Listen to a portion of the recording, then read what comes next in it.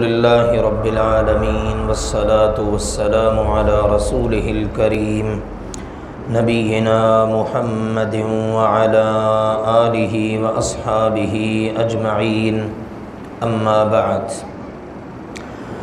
سورۃ یونس مکہ مکرمہ میں نازل ہونے والی سورتوں میں سے ایک سورہ مبارکہ ہے۔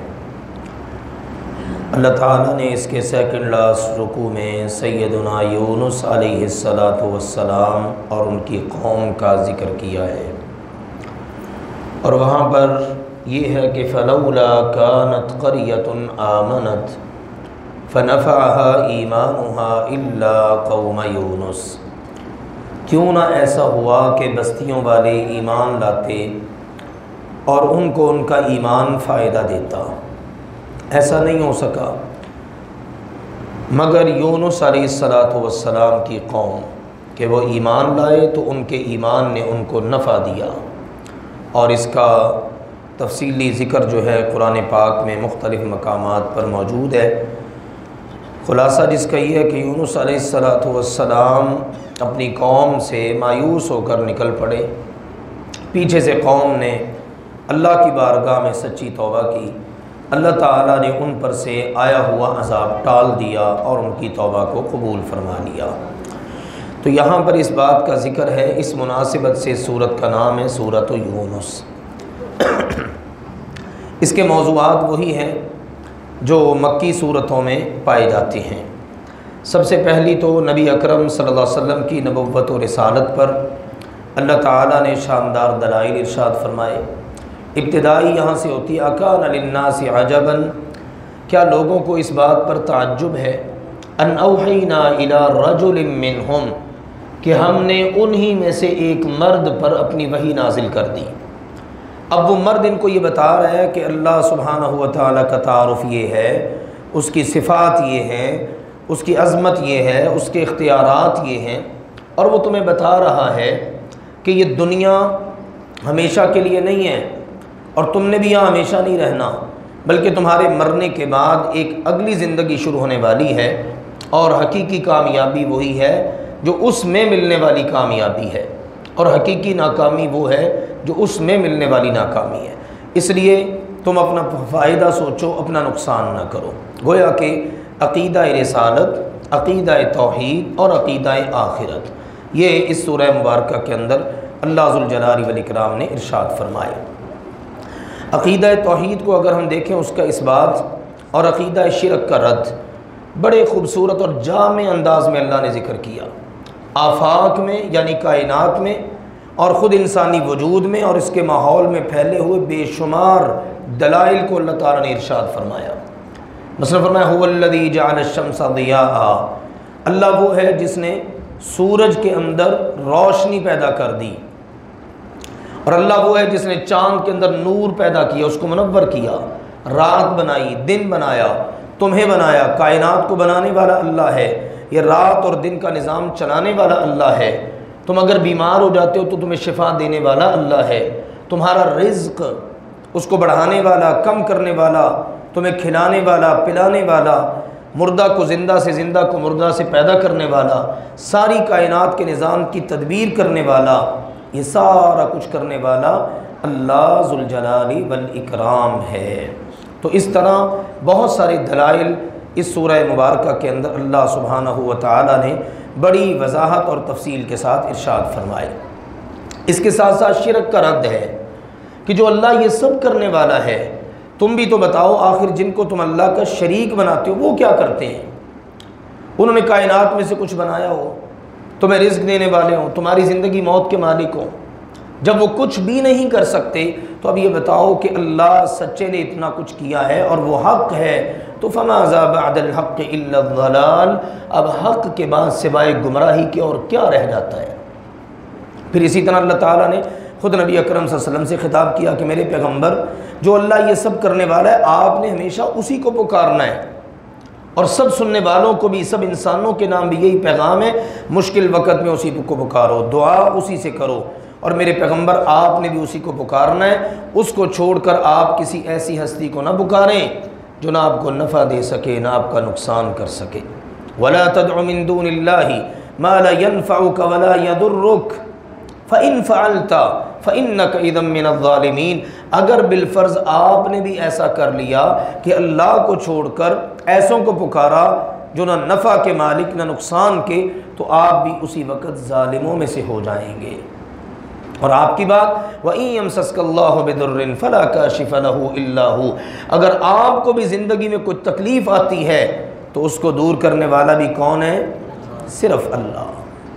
اور وَإِن يُرِدْكَ بِخَيْرٍ، اگر اللہ تعالیٰ آپ کے ساتھ خیر کا ارادہ کر لیں تو اللہ سبحانہ و تعالیٰ کے فضل کو کوئی بھی ٹالنے والا نہیں ہے۔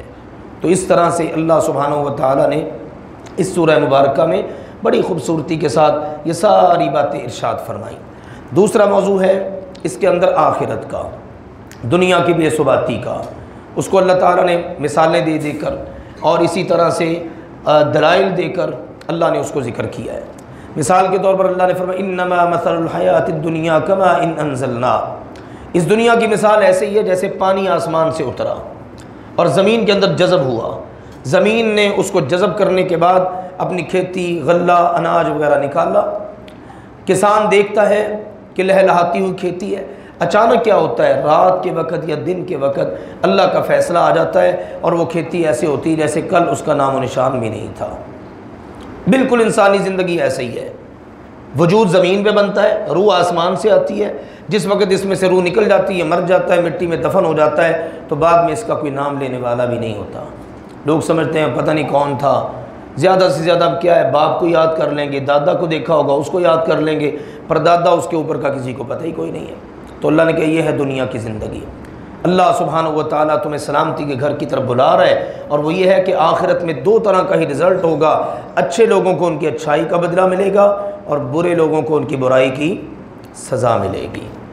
اور پھر اسی بات کو اللہ تعالیٰ نے آگے بھی بہت سارے مقامات پر ذکر کیا، یعنی اسی سورہ مبارکہ کے اندر، کہ مثال کے طور پر یہ بات کہ دیکھو قیامت کے دن جس وقت برائیاں کرنے والا پھنس جائے گا، اب وہ خواہش کرے گا کاش کہ مجھ سے فدیے میں بدلے میں سارا کچھ لے لیا جائے اور میری جان چھوٹ جائے۔ اللہ نے فرمایا ایسا فیصلہ بالکل بھی نہیں ہوگا، اللہ کے ہاں فیصلے بالکل عدل اور انصاف پر مشتمل ہوں گے۔ اب تو لوگ کہتے ہیں نا متی ھذا الوعد، کب ہوگا یہ وعدہ، کب آئے گی قیامت، اب تو یہ مذاق اڑاتے ہیں، طرح طرح کی باتیں کرتے ہیں، اور اللہ کے نبی صلی اللہ علیہ وسلم کے اوپر اعتراضات، بالخصوص اللہ کی توحید کے حوالے سے، آخرت کے حوالے سے، تو اللہ ذوالجلال والاکرام نے ان کو جواب دیا اور ان کا رد کیا ہے کہ تمہارے اس طرح کے اعتراضات کرنے سے، تقاضے کرنے سے یہ نہیں ہے کہ وہ وقت جو اللہ نے مقرر کیا ہے وہ پہلے آ جائے یا اللہ اس کو کسی وجہ سے لیٹ کر دے، نہیں، لمحہ بھر کے لیے بھی نہ وہ لیٹ ہوگا نہ وہ قبل از وقت ہو سکتا ہے۔ تو جو وقت اللہ نے مقرر کیا ہے نا اسی وقت پر قیامت نے آنا ہے۔ پھر اس کے بعد مختصراً اللہ نے ذکر کیا سیدنا نوح علیہ السلام کا واقعہ، اور در حقیقت اس میں پیغام دینا ہے مکہ والوں کو۔ اس صورت کے موضوعات سے یہ معلوم ہوتا ہے کہ یہ صورت ایسے حالات میں مکہ مکرمہ میں نازل ہوئی کہ جس وقت حجت تمام ہو چکی تھی، اب ان کے نام آخری تنبیہات آ رہی ہیں۔ اگلی صورت سورہ ہود بھی اسی کا ایک قسم کا تتمہ کہہ لیجئے، فائنل پیغام آ رہا ہے کہ اب وہ اللہ کا عذاب اور اللہ کی طرف سے تنبیہ اور وہ وقت جو ہے وہ پورا ہو رہا ہے، اب تم اپنی تیاری رکھو۔ اسی لیے نبی اکرم صلی اللہ علیہ وسلم جب ان صورتوں کو پڑھتے تو آپ علیہ السلام ان سے بہت زیادہ متاثر ہوتے، بالخصوص اگلی صورت میں ذکر ہو رہا ہے انشاءاللہ۔ تو سیدنا نوح علیہ السلام نے اپنی قوم کو یہ کہا کہ میں اللہ کا رسول نبی بن کے آیا ہوں، تم میرے اوپر اعتراض کر رہے ہو، میری بات نہیں مان رہے، سنو، ان کان کبر علیکم مقامی وتذکیری بآیات اللہ، اگر تمہارے اندر ٹھہرنا، اللہ کی آیات، اللہ کا کلام پڑھ کے نصیحت کرنا گراں گزرتا ہے تو بھئی ٹھیک ہے، تم نے جو کرنا ہے کر لو، میں نے تو اللہ سبحانہ و تعالیٰ پر توکل کیا، میں تمہیں بتا رہا ہوں اگر تم نے اللہ کا پیغام نہ مانا پھر نافرمانوں پر اللہ کا عذاب آیا کرتا ہے۔ پھر اللہ نے کہا دیکھو ان ڈرائے گئے لوگوں کا انجام کیسا ہوا، سورہ ہود میں آگے آ رہا ہے۔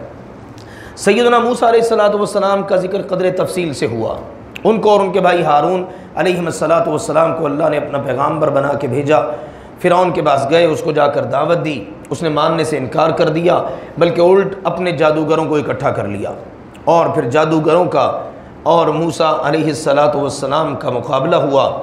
موسیٰ علیہ السلام نے کہا ہاں تم اپنا ہنر آزماؤ، انہوں نے کہا نہیں پہلے آپ کر لیں، کہا نہیں پہلے تم نے جو کرنا ہے کرو۔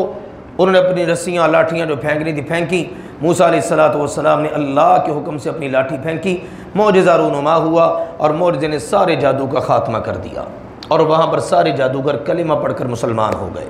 موسیٰ علیہ السلام کی قوم میں سے چند نوجوان ایمان لائے، تو اب ان پر فرعون نے ظلم ڈھانا شروع کر دیا اور دکھانا چاہ رہا تھا باقی قوم کو کہ دیکھو میں ان کا یہ حشر کر رہا ہوں، اگر تم نے میری بات نہ مانی تو تمہارے ساتھ بھی یہ سلوک ہوگا۔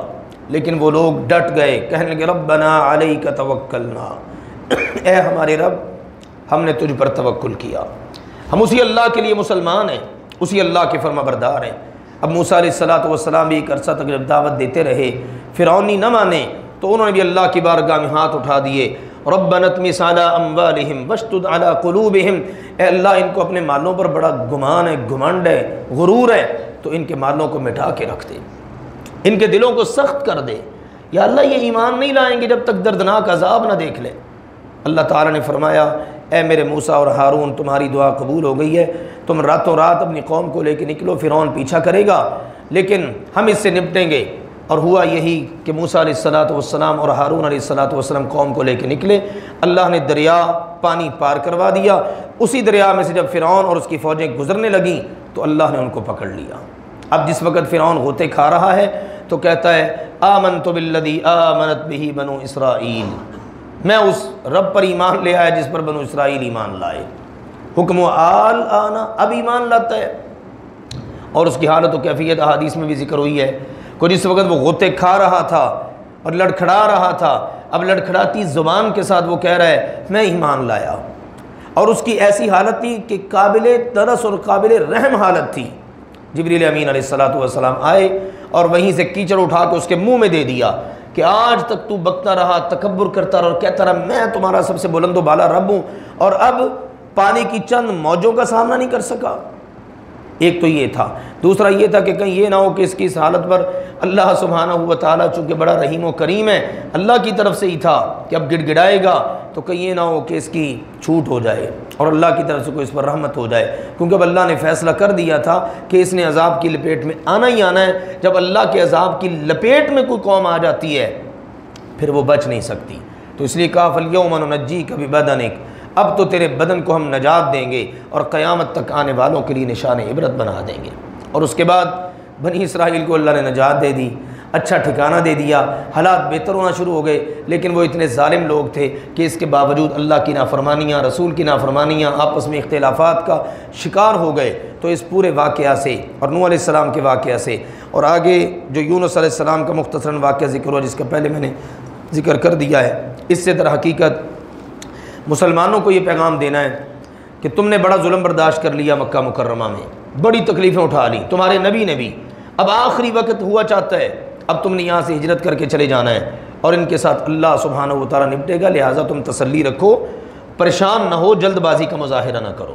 نبی اکرم صلی اللہ علیہ وسلم کو بھی ساتھ ہی تسلی ہے کہ آپ نے بڑی تکلیفیں برداشت کر لی، بڑے اعتراضات کا سامنا، آپ علیہ السلام کو بڑا تنگ کیا گیا، ستایا گیا، اللہ کے لیے نا کہ آپ یہی دعوت پیش کرتے آ رہے تھے جو سورہ یونس میں پیش کی گئی ہے، تو اس لیے آپ بھی حوصلہ رکھیں، آپ عزم اور ہمت سے کام لیں، اللہ پر توکل رکھیں، جیسے نوح، موسیٰ، ہارون علیہم السلام نے اللہ پر توکل کیا، اور آپ کو یونس علیہ السلام کی طرح جلد بازی کرنے کی ضرورت نہیں ہے۔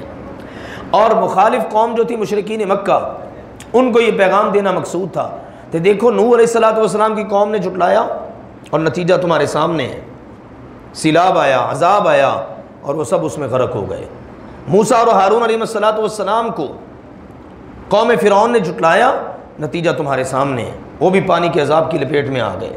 اور دوسرا تمہارے سامنے ہے ایک اور اللہ کی طرف سے منظر، وہ ہے یونس علیہ السلام کی قوم کا کہ انہوں نے معافی مانگی اپنے نبی کے چلے جانے کے بعد تو اللہ نے معاف کر دیا۔ اب فیصلہ تم نے کرنا ہے کہ تم نے اللہ کے عذاب کی پکڑ اور لپیٹ میں آنا ہے یا کہ سچی توبہ کر کے ایمان لا کر اپنے آپ کو اللہ کی گرفت سے بچانا ہے۔ تو اس طرح سے اس سورہ مبارکہ میں یہ تمام فریقوں کے لیے اللہ کی طرف سے ایک پیغام ہے، سمجھنے والوں نے سمجھ لیا اور اللہ کے عذاب کی لپیٹ میں آنے سے بچ گئے، اور نہ سمجھنے والے وہ اللہ کے عذاب کی لپیٹ میں آ گئے۔ اس کے بعد میرے عزیزو سورہ ہود ہے، یہ وہ صورت ہے، سیدنا عبداللہ بن عباس رضی اللہ عنہما فرماتے ہیں ایک دن ہم بیٹھے ہوئے تھے تو سیدنا ابو بکر رضی اللہ تعالی عنہ نے نبی اکرم صلی اللہ علیہ وسلم کی داڑھی مبارک میں کچھ سفید بال دیکھے تو کہا قد شبتا، اللہ کے نبی جی آپ تو بوڑھے ہو گئے ہیں۔ تو اللہ کے نبی صلی اللہ علیہ وسلم تھوڑے سے آپ دیدہ ہوئے اور غمزدہ دل کے ساتھ فرمایا ابو بکر شیبتنی ہود واخواتها ای الواقعہ والمرسلات وعما یتساءلون واذا الشمس کورت۔ ابو بکر مجھے ہود اور اس جیسی دیگر صورتوں یعنی سورہ واقعہ، سورہ مرسلات، سورہ عما یتساءلون اور اسی طرح اذا الشمس کورت، ان صورتوں نے مجھے بوڑھا کر دیا ہے۔ نبی اکرم صلی اللہ علیہ وسلم ان صورتوں کو پڑھتے اور ان سے بہت زیادہ اثر لیا کرتے۔ ایک بڑی صورت ہے سورہ ہود، باقی ساری صورتیں چھوٹی ہیں، ان میں قیامت کے حالات و واقعات ہیں۔ سورہ ہود جو ہے اس کو اللہ کے نبی صلی اللہ علیہ وسلم نے بہت زیادہ اس سے اثر لیا، یوں کہہ لیجیے دل دماغ پہ سوار کر لیا، کیونکہ اس میں انبیاء کے واقعات ہیں۔ اللہ تعالیٰ نے سیدنا نوح، سیدنا ہود، سیدنا صالح، سیدنا ابراہیم، سیدنا لوط، سیدنا شعیب، سیدنا موسیٰ علیہم السلام، ان 7 پیغمبروں کے حالات واقعات ذکر کیے اور ان کی نافرمان قوموں کے ہولناک انجام ذکر کیے۔ اللہ کے نبی صلی اللہ علیہ وسلم کو اپنی فکر کم تھی، اپنے سامعین کی فکر زیادہ تھی کہ کہیں ایسا نہ ہو یہ بھی نہ مانے اور اسی انجام سے دوچار ہوں جس انجام سے یہ قومیں دوچار ہوئی ہیں۔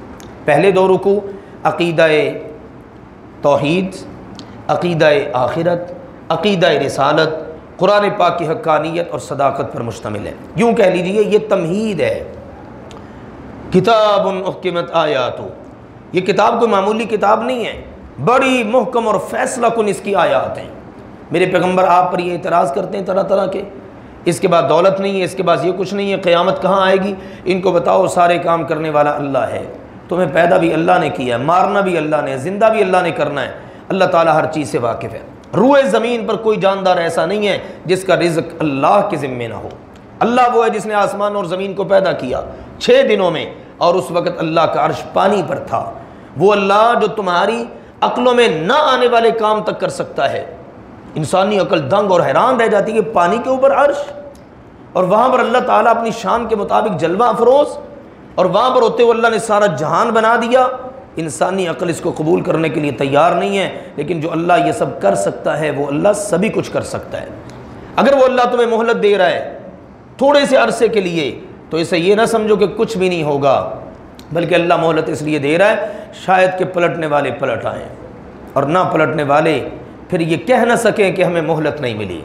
جب انسان کو ہم اس کی زندگی کے اندر نعمتوں کا مزہ چکھاتے ہیں تو وہ جناب فخر کرتا ہے، تکبر کرتا ہے، اللہ کو بھول بیٹھتا ہے، اور جب انسان کی زندگی میں کوئی تکلیف، مصیبت، پریشانی آتی ہے تو مایوسیاں اور ناشکری کے کلمات کہنا شروع کر دیتا ہے۔ لیکن ایمان والے اور صبر کرنے والے ان کا انداز بالکل مختلف ہے، نعمتیں ملے تو شکر کرتے ہیں، آزمائشیں آئیں تو صبر کرتے ہیں۔ اللہ نے یہ پیغام دیا۔ پھر یہ تھا وہ کہتے تھے یہ سارا کچھ تو نے اپنے پاس سے گھڑ لیا ہے اور کہتا ہے اللہ کا کلام ہے۔ نبی اکرم صلی اللہ علیہ وسلم پر اعتراض کرتے، اللہ نے کہا ان سے کہیے اس جیسا کلام بنا لاؤ، لیکن 114 صورتیں نہیں، صرف 10 صورتیں بنا لاؤ، سارے مل جاؤ، پہلے والوں کو بھی ملا لو، موجودہ کو بھی ملا لو، جتنی تمہاری طاقت ہے، سچے ہو تو کر کے دکھاؤ۔ لیکن عاجز آ گئے۔ پھر اللہ تعالیٰ نے سیدنا موسیٰ علیہ السلام پر اترنے والی باتوں کا ذکر کیا کہ دیکھو یہ مشرکین مکہ بالکل جاہل قسم کے لوگ ہیں، یہ ماننے کے لیے تیار نہیں ہیں۔ البتہ اہل کتاب میں سے کچھ لوگ ایسے ضرور ہیں جو تسلیم کر لیتے ہیں، کیونکہ ان کی تورات میں اس کی اللہ تعالیٰ نے نشاندہی فرما دی، اور اللہ تعالیٰ نے اس کو بیان کر دیا کہ ایک میرا پیغمبر آئے گا قرب قیامت، اور اس کے بعد قیامت نہیں آنا ہے، کوئی نبی رسول نہیں آئے گا، اس کی تعلیمات بالکل حق ہوں گی، سچ ہوں گی، اور یہ لوگ اللہ ذوالجلال والاکرام کی ان تعلیمات کا، ان آیات کا مقابلہ نہیں کر سکتے، اور اللہ نے قیامت کو لانا ہے، یہ لوگ اللہ کو تھکا نہیں سکتے۔ اب 2 ہی قسم کے فریق ہیں، ایک وہ ہیں جو ایمان لاتے ہیں، ان کی مثال ایسے جیسے بینا آدمی ہے، سمجھدار، دل و دماغ رکھنے والا، آنکھیں کھلی رکھنے والا، اور وہ اللہ سبحانہ و تعالیٰ کے پیغامات سے ہمیشہ خبردار رہتا ہے، یہ کامیاب و کامران ہے۔ اور دوسرا نابینا ہے، کافر، انکار کرنے والا، اندھا ہے بیچارہ، دکھائی کچھ نہیں دے رہا، سجھائی کچھ نہیں دے رہا۔ پھر ساتھ ہی اللہ تعالیٰ نے ان کا انجام ذکر کر کے کہ ایسے لوگ جو ہیں برے انجام سے قیامت کے دن دوچار ہوں گے۔ بس یہ 2 ہی قسم کے فریق ہیں، تیسری کوئی تقسیم نہیں اللہ کے ہاں، ٹھیک ہے؟ ایمان والے، کافر۔ ایمان والے ہیں بینا اور کافر ہیں نابینا۔ انجام دونوں کا بالکل مختلف ہے۔ اگر یقین نہ آئے تو آگے انسانی تاریخ سے پڑھ لو۔ نوح علیہ السلام کا واقعہ ذکر ہوا، مختصر یہ کہ 2 رکوع پر مشتمل بڑا شاندار واقعہ ہے، اور واقعی پڑھنے سے پتہ چلتا ہے اگر بندہ سوچ سمجھ کر پڑھے تو رونگٹے کھڑے ہو جاتے ہیں۔ نوح علیہ السلام نے کہا میری قوم اللہ کی عبادت کرو، میں تمہیں اللہ کے عذاب سے ڈرا رہا ہوں۔ بڑے بڑے چودھری سامنے آ گئے، مالدار متکبر قسم کے، اے نوح تیری بات ہماری سمجھ میں نہیں آتی، تو کس بات کی طرف دعوت دے رہا ہے؟ اور تیری آواز پر فوراً سے جن لوگوں نے لبیک کہا ہے وہ تو ہمارے کمی لوگ ہیں۔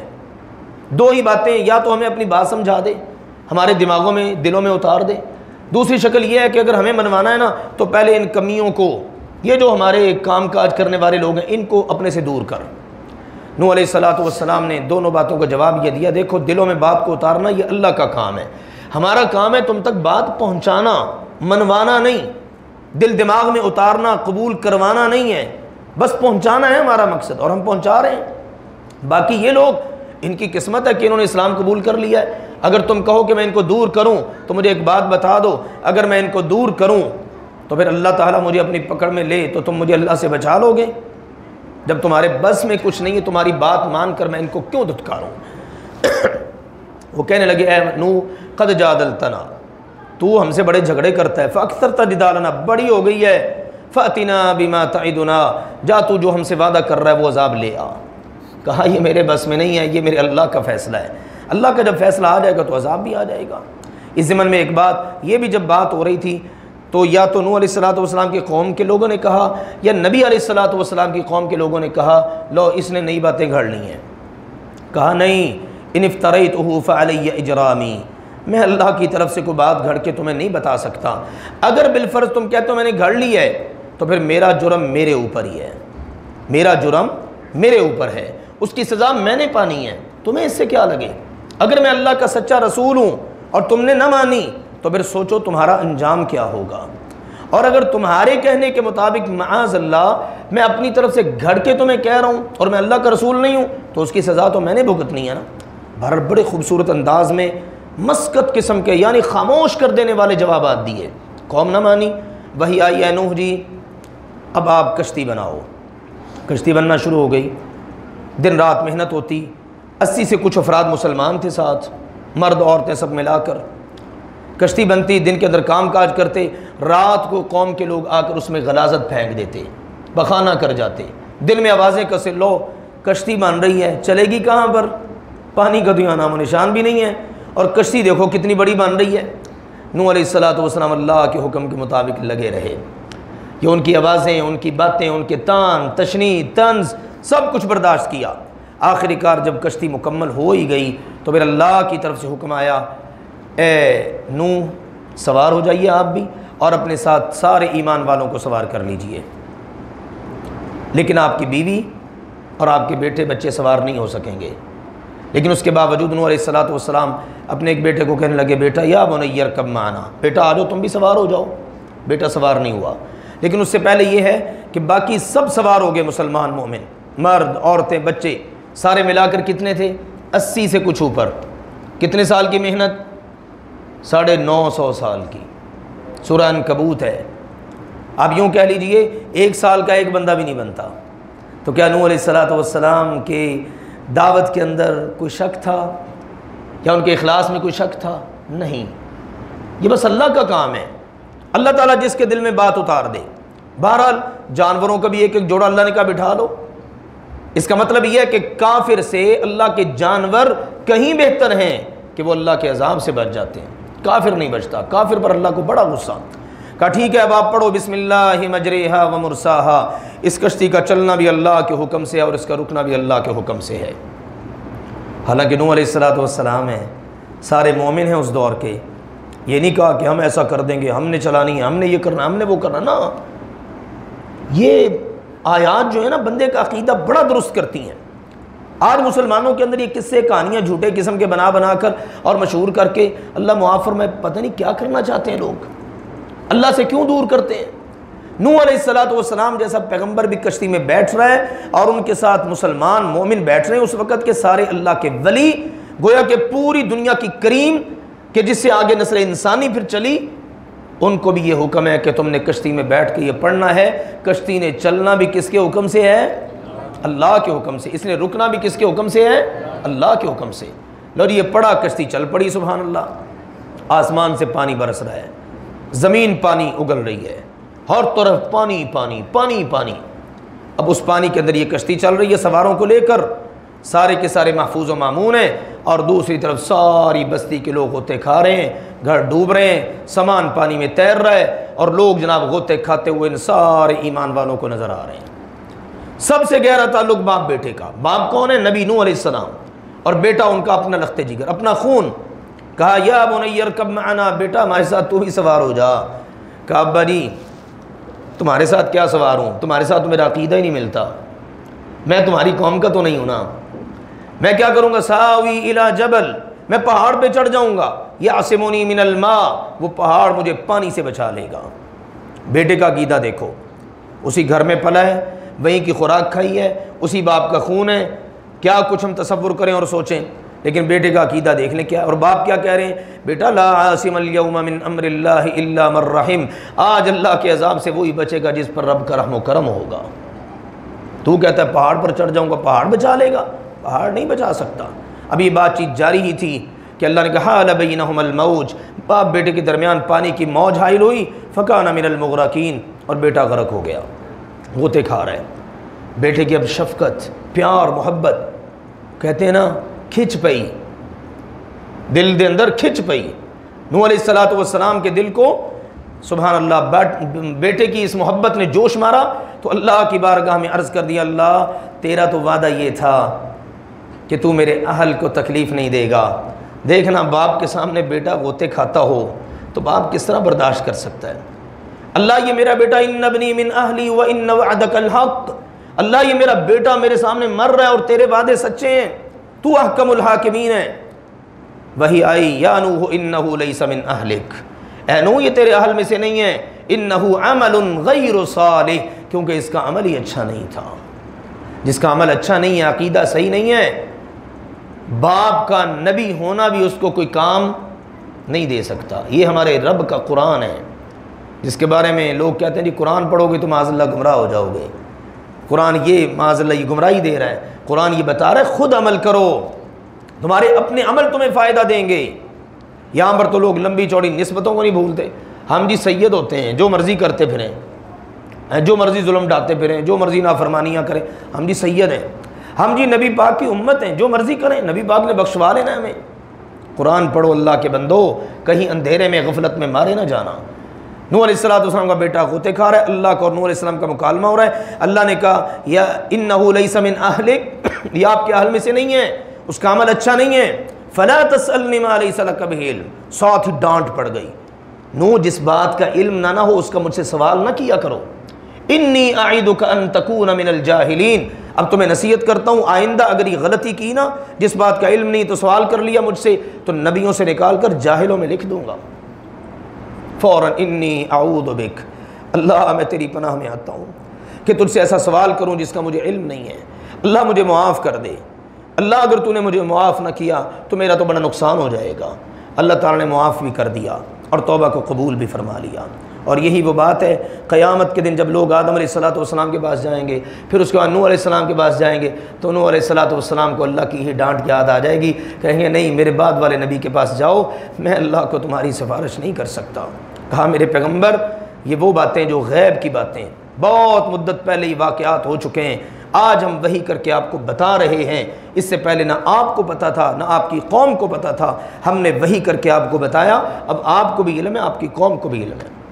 یہ مختصراً واقعہ نوح علیہ السلام کا۔ اس کے بعد حود علیہ السلام کا واقعہ ہے، بڑے اللہ کے عظیم المرتبت پیغمبر قوم عاد کی طرف بھیجے گئے۔ عاد بڑی طاقتور قوم تھی، اتنی طاقتور تھی کہ پہاڑوں کو ہاتھوں سے کرید کرنا عالیشان محلات بنا لیتے، اور بڑی زبردست قسم کی جناب ان کی معیشت تھی، باغات، پانی کے چشمے، بہت کچھ اللہ نے نواز رکھا تھا۔ حود علیہ السلام نے ان کو کہا جس اللہ نے تمہیں زندگی دی، قوت طاقت دی ہے اور یہ ساری نعمتیں دی، اس اللہ کی عبادت کرو۔ کہنے لگے یا حود ما جئتنا ببینہ، اے حود کو دلیل تو لا۔ کہا یہ دلائل کم ہے جو تمہیں دیے ہیں، تمہیں پیدا کرنے والا اللہ، نعمت دینے والا اللہ، تمہاری ابتدا بھی ہے تمہاری انتہا بھی ہوگی، سارا کچھ دلائل کم ہے. کہ وما نحن بتارکی آلہتنا عن قولک، ہم تیرے کہنے پر اپنے الہوں کو نہیں چھوڑ سکتے. اڑ گئے. آخری کار ہود علیہ الصلوۃ والسلام نے ان کو اللہ کا پیغام پہنچایا، نہ مانے، اللہ کا عذاب آیا، اللہ نے ان کو صفحہ ہستی سے مٹا کے رکھ دیا. کئی طرح کے عذابوں کے ذکر سورہ شعراء میں بھی آ رہے ہیں، آگے بھی آ رہے ہیں. ایک تو یہ ہے، ایک مرتبہ اللہ سبحانہ و تعالیٰ کی طرف سے زوردار آندھی چلی. اس آندھی نے کیا کیا، ان کو ان کے گھروں سے نکالا اور لا کر فضا میں بلند کرتی اور سر کے بل پٹخ دیتی. اللہ تعالیٰ نے فرمایا سورہ معارج کی ابتدا میں، اس طرح پڑے ہوئے تھے جیسے کھجوروں کے بڑے بڑے کھوکھلے تنے ہوں. اور اس کے بعد جو باقی بچے، ایک زوردار آواز بلند ہوئی، زمین کے اندر زلزلہ بپا ہوا اور رہی صحیح کسر اس سے نکل گئی. آج بھی ان کی باقیات موجود ہیں، اور بندہ ان کو دیکھتا ہے دنگ اور حیران رہ جاتا ہے کہ اتنا پہلے ان لوگوں نے اتنی بڑی ترقی کی تھی. یہ ان کا رہن سہن تھا. اس کے بعد صالح علیہ الصلوۃ والسلام کا واقعہ ہے، قوم سمود کی طرف اللہ نے ان کو بھیجا. یہ بھی قوم عاد سے ملتی جلتی قوم تھی، بڑی ترقی کی. صالح علیہ الصلوۃ والسلام نے ان کو دعوت دی، کہنے لگے اے صالح، تجھ سے تو ہمیں بڑی امیدیں وابستہ تھیں کہ تمہارا نام روشن کرے گا، قوم کو کوئی ترقی کی راہ پر گامزن کرے گا. یہ تو نے کیا کہنا شروع کر دیا ہے کہ اللہ کی عبادت کرو. کہا اللہ کی عبادت کرو، زمین میں فساد نہ مچاؤ، اللہ سبحانہ و تعالیٰ کے بن کے رہو. قوم نہ مانی. کہنے لگے اچھا اگر سچا رسول ہے تو کوئی معجزہ دکھا. کیا معجزہ دکھاؤں بھائی؟ اونٹنی ہو، لیکن جس طرح اللہ اس کی تخلیق کرتا ہے نا ایک روٹین کے مطابق، وہ نہ ہو. یہ پہاڑ ہے، اس میں سے اونٹنی نکلے. صلی اللہ علیہ وسلم نے اللہ سے دعا کی، اللہ نے معجزہ رونما کر دیا، لیکن پہلے بتا دیا تمہاری ڈیمانڈ کے مطابق معجزہ دیں گے، لیکن اگر تم نہ مانے پھر تمہیں اللہ تعالیٰ آنے والی نسلوں کے لیے بھی نشان عبرت بنا دے گا. اور اسی لیے اللہ تعالیٰ نے یہاں پر ذکر کیا ہے کہ جب اونٹنی نکلی ان کے سامنے، دیکھتے دیکھتے پہاڑ میں سے نکلی ہے، اور وہ جناب اللہ کا معجزہ، یہ اللہ کی اونٹنی قرار پائی. حکم ہوا یہ اللہ کی اونٹنی ہے، ایک دن تم ساری قوم نے اپنے جانوروں سمیت پانی پینا ہے، اور ایک دن اکیلی یہ اونٹنی پیے گی. برداشت نہیں ہوا ظالموں سے، اس اونٹنی کی ٹانگیں کاٹ دیں، اس کو معذور کر دیا. اللہ کا عذاب جوش میں آیا، آخر کار اس قوم کو بھی صفحہ ہستی سے مٹا دیا گیا. زوردار ایک آواز فضا میں بلند ہوئی اور اس کو ہی وہ برداشت نہیں کر سکے. اللہ نے فرمایا الا بعدا لثمود، یہ جو قوم سمود تھی اس کے لیے اللہ کی رحمت سے دوری ہے. ابراہیم علیہ الصلوۃ والسلام اپنے گھر میں تشریف فرمائے، اللہ کے فرشتے آ گئے، اولاد نہیں ہے پاس. اللہ کے فرشتوں نے آ کے کہا جناب آپ کو ہم بشارت دیتے ہیں، خوشخبری دیتے ہیں بیٹے کی. کہا مجھے اس عمر میں خوشخبری دیتے ہو، کوئی اور بھی بات ہے تو کرو. کہا ہمیں لوط علیہ الصلوۃ والسلام کی قوم کی طرف بھیجا گیا ہے، لیکن راستے میں پیغام یہ تھا اللہ کا کہ جاتے جاتے میرے پیغمبر کو، میرے خلیل کو بیٹے کی خوشخبری بھی دے جانا. آپ کی اہلیہ محترمہ پاس ہی تھیں، انہوں نے اپنے چہرے پر ہاتھ رکھ لیا، کہا اس بڑھاپے میں میرے ہاں اولاد ہوگی، یہ میرا شوہر بھی بوڑھا ہو چکا ہے، ہڈیاں ہماری جواب دے چکی ہیں. ارشاد فرمایا تعجبین من امر اللہ رحمت اللہ وبرکاتہ علیکم اہل البیت، اے اہل بیت کیا اللہ کی رحمت اور اس کی برکتوں پر تمہیں تعجب ہے؟ اللہ جو چاہتا ہے سو کر دیتا ہے. وہ مردوں سے زندے پیدا کر دیتا ہے تو بوڑھوں سے اللہ اولاد کیوں نہیں پیدا کر سکتا؟ یہ اللہ کا فیصلہ ہے، لہذا تمہیں اس پر سر تسلیم خم کر لینا چاہیے. اور یہاں پر ایک پیغام ہے، اکیلی ابراہیم علیہ الصلوۃ والسلام کی اہلیہ محترمہ ہیں، ان کی بیوی، اور اللہ کے فرشتے ان کو کیا کہہ رہے ہیں؟ اہل بیت. اس کا مطلب ہے بیوی جو ہوتی ہے نا وہ اہل بیت میں ہوتی ہے. سورہ احزاب میں انشاءاللہ تعالی تفصیل سے اس کا آگے ذکر آئے گا. تو بہرحال یہاں سے یہ خوشخبری دے کر اور ان دونوں میاں بیوی سے خوبصورت باتیں کر کے اللہ کے یہ خوبصورت فرشتے انسانی شکل میں آنے والے بڑے خوبصورت نوجوان جب ابراہیم علیہ السلام کے پاس بھی آئے نا تو ابراہیم علیہ السلام نے دیکھا مہمان آ گئے، اجنبی مہمان ہیں، نوجوان ہیں، کڑیل جوان خوبصورت. فوراً سے گئے، بچڑا ذبح کیا اور اس کا گوشت بنا کے جناب اللہ کے سامنے رکھ دیا. اب فرشتوں کے ہاتھ نہیں آگے بڑھ رہے. کبھی کیا بات ہے فلما رأى ایدیہم لا تصل الیہ نکرہم، دیکھا ہاتھ نہیں بڑھ رہے تو ڈر گئے ابراہیم علیہ السلام. ہاں کیا بات ہے کھا نہیں رہے؟ کہا یہ ہم کھایا نہیں کرتے، ہم وہ ہیں جو کھایا نہیں کرتے، ہم اللہ کے فرشتے ہیں. اللہ اکبر. اس وقت پتہ چلا کہ یہ تو اللہ کے فرشتے ہیں. دیکھو ابراہیم علیہ السلام کے سامنے ہیں اللہ کے فرشتے، لیکن سامنے کا بھی پتہ نہیں کہ کیا ہے. لوگ کہتے ہیں ہمارے پیروں کو تو پتہ نہیں کہاں کا کیا کچھ پتہ ہے، کچھ کسی کو پتہ نہیں ہے، بس سارے کا سارا ایسے ڈھونگی ہے. جب اللہ کے اتنے عظیم پیغمبر کو نہیں پتا کہ میرے سامنے بیٹھے ہوئے فرشتے ہیں، انہوں نے کھانا نہیں ہے، اگر معاذ اللہ یہ سمجھ لیا جائے کہ ان کو سب پتہ تھا تو پھر اس کو ہم کیا کہیں گے؟ کیا کہیں گے؟ معاذ اللہ معاذ اللہ معاذ اللہ. یہ ڈرامہ ہو رہا ہے سارا کہ مہمانوں کو دیکھا فٹافٹ بھاگ کے گئے اور بچڑا بنا کے بنا بھون کے لائے اور سامنے رکھ دیا اور پھر کہہ بھی دیا کہ تم کھانا کیوں نہیں کھا رہے بھائی. نہ میرے عزیزو، یہ حقیقت ہے اور حقیقت یہ بتا رہی ہے اللہ کے پیغمبروں کو بھی کچھ نہیں پتا، وہی پتا ہے جو اللہ نے ان کو بتایا. لیجیے یہاں سے رخصت ہوئے. ابراہیم علیہ السلام ویسے فکر مند ہوا کہ میرے بھتیجے لوط، اس کا کیا بنے گا، اس کی بیوی بچوں کا کیا بنے گا. کہا ہمیں سب پتہ ہے، جو ایمان والے ہیں وہ بچ جائیں گے. وہاں گئے تو وہاں عجیب منظر کیفیت، خوبصورت نوجوان بستی میں داخل ہو رہے ہیں. قوم نے دیکھا بدفعلی کے جرم میں مبتلا تھے. انہوں نے کہا لو بھائی آ گئے آج تو نوجوان، آ گئے اکٹھے ہو کر لوط علیہ السلام کے پاس. اللہ نے کہا بھاگتے ہوئے آئے، اچھلتے کودتے ہوئے. لوط علیہ السلام واسطے دے رہے ہیں، ہاتھ جوڑ رہے ہیں. اللہ کے بندو، یہ بیٹیاں میری قوم کی بیٹیاں، ان سے نکاح کرو. یہ میرے گھر میں بیٹیاں، ان سے نکاح کر کے ان کو اپنے گھروں میں آباد کرو. کہیں گے لوط تجھے سب پتہ ہے، ہمیں ان کی ضرورت نہیں، ہمیں جن کی ضرورت ہے وہ تجھے پتہ ہی ہے. یہ خوبصورت نوجوان ان کو ہمارے حوالے کر دے. جس وقت بالکل بے بس ہو گئے، یہاں تک کہہ دیا کاش کہ میرے پاس کوئی افرادی قوت ہوتی، میں تمہارا مقابلہ کرتا، یا اگر یہ نہیں تو کم از کم میرے پاس کوئی ایسی چھپ جانے کی جگہ ہوتی، وہاں جا کے میں پناہ لے لیتا. جب یہ بے بسی اللہ کے فرشتوں نے دیکھی تو کہا لوط جی انا رسول ربک لن یصلوا الیک، ہم کوئی عام مہمان نہیں ہیں، ہم اللہ کے فرشتے ہیں، یہ آپ تک پہنچ ہی نہیں سکتے، ہو ہی نہیں سکتا کہ آپ تک پہنچ جائیں. آپ اس طرح کریں، جب رات ہوگی نا تو آپ نے تمام ایمان والوں کو اور آپ کے گھر والوں میں سے بھی جو مسلمان ان کو لے کے رات کے وقت نکل جانا ہے اور آپ نے سب سے پیچھے رہنا ہے، باقی سب کو آگے رکھنا ہے اور پیچھے مڑ کے کوئی نہ دیکھے. آپ کی بیوی اول تو آپ کے ساتھ جائے گی نہیں، اگر جائے گی نا تو اس نے آپ کی نافرمانی کرنی ہے، اس نے پیچھے پلٹ کے دیکھنا کہ پیچھے والوں کا کیا حال ہو رہا ہے. اور پیچھے والوں کا حال یہ ہوگا کہ ان کے لیے آسمان سے فیصلہ ہو چکا ہے کہ ان کو زمین سے اٹھایا جائے گا اور بلندی پر لے جایا جائے گا اور الٹا دیا جائے گا، اوپر سے پتھروں کی بارش کر کے ان کا نام و نشان مٹا دیا جائے گا. اور ہر ایک نامی گرامی مجرم کا پتھر پر نام لکھا ہوا ہے کہ یہ پتھر اس کو پڑے گا. اور پھر ایسا ہی انجام ہوا. اس کے بعد شعیب علیہ السلام کا واقعہ ہے. شعیب علیہ السلام کو مدین کی طرف اللہ نے بھیجا، وہاں پر قوم آباد تھی. اللہ کی عبادت کے جرم کے ساتھ ساتھ، یعنی اللہ کی عبادت نہیں کرتے تھے، ساتھ ساتھ کم تولنا کم ماپنا یہ جرم بھی پایا جاتا تھا. شعیب علیہ السلام نے بہت سمجھایا اللہ کے بندو دوسروں کو ان کا مال پورا دو، اللہ کی عبادت کرو. کہنے لگے اصلاتک، کیا تیری نماز تأمرک، تجھے یہی حکم دیتی ہے مال ہمارے، محنت کمائی ہماری، خون پسینے کی کمائی ہماری، ہم اپنی مرضی نہ کریں؟ تو کون ہوتا ہے میں منع کرنے والا؟ اللہ کون ہے؟ معاذ اللہ ثم معاذ. اس حد تک اترا ہے. کہا دیکھو اتنے شفاق اور اتنے جرت مند نہ بنو، اتنے اپنی اوقات سے نہ نکلو. تم سے پہلے کی قوموں کا انجام تمہاری نگاہوں میں ہونا چاہیے. قوم نوح، قوم عاد، قوم سمود، قوم لوط، یہ تم سے کوئی دور نہیں ہے، ابھی تھوڑا ہی وقت گزرا ہے، لیکن قوم نہ مانی. اللہ نے فرمایا ہم نے ان کو بھی صفحہ ہستی سے مٹا کر ان کو آنے والوں کے لیے نشان عبرت بنا دیا. اور آخری بات اس ضمن میں یہ ہے، اللہ نے موسیٰ علیہ السلام کو فرعون کی طرف بھیجا، وہ بھی نہ مانے. چند آیات میں اللہ نے ذکر کر دیا کہ فرعون بڑا شفاق تھا، دنیا میں آگے لگا ہوا تھا، کہتا میں تمہارا سب سے بڑا رب ہوں، ساری کی ساری اپنی قوم کو لے کر غرق ہو گیا. اللہ نے فرمایا قیامت کے دن بھی جب صفیں بن رہی ہوں گی نا جہنم کی طرف تو فرعون ان کے آگے ہی ہوگا. اور اس کے بعد آخری جو رکوع ہیں ان میں اللہ نے پھر یہ سارا منظر بتا کر سمجھا دیا کہ دیکھو یہ ساری قوموں کے حالات واقعات، اور یہاں پر دنیا ختم نہیں ہو گئی، آگے ایک جہان شروع ہونے والا ہے.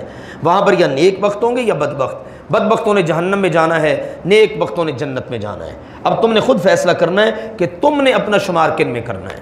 اللہ ذوالجلال والاکرام وہ ہے جو بیان کرتا ہے وہ اس کو پورا بھی کر کے دکھاتا ہے. تمہارے نام حکم ہے، جو شریعت اتر رہی ہے، جو وحی اتر رہی ہے اس کے مطابق عمل کرتے رہو، ہمارے رسول کی باتیں مانتے رہو، نماز کی پابندی کرو، نیکیاں کرتے رہو.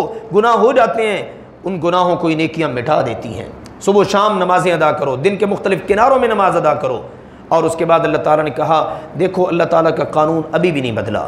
جو قوم نافرمانی اور بغاوت کے راستے کو اختیار کرے گی اللہ کی پکڑ ان پر اب بھی آ سکتی ہے.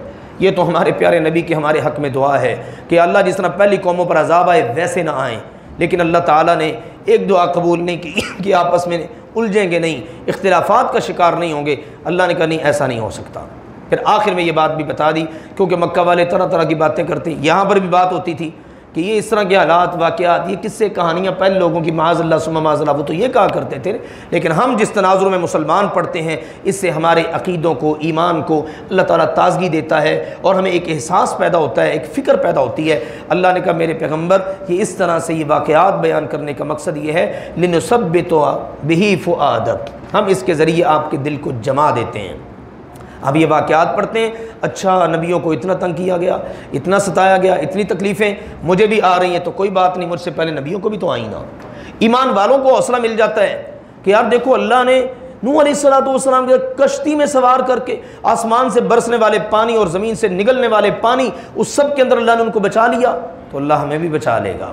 کافروں کے نام پیغام ہے کہ دیکھو اگر ان قوموں کا یہ حال ہو سکتا ہے تو اللہ تعالیٰ اب بھی تو وہی ہے نا، تو وہ ہماری پکڑ بھی کر سکتا ہے۔ تو یہ ہے سورہ ہود اور اس کے یہ اہم موضوعات۔ اللہ ذوالجلال والاکرام ہمیں نیک لوگوں کے نقش قدم پر چلنے کی توفیق عطا فرمائے، بروں کی ہر ادا سے اللہ بچنے کی توفیق عطا فرمائے۔ وآخر دعوانا ان الحمد للہ رب العالمین۔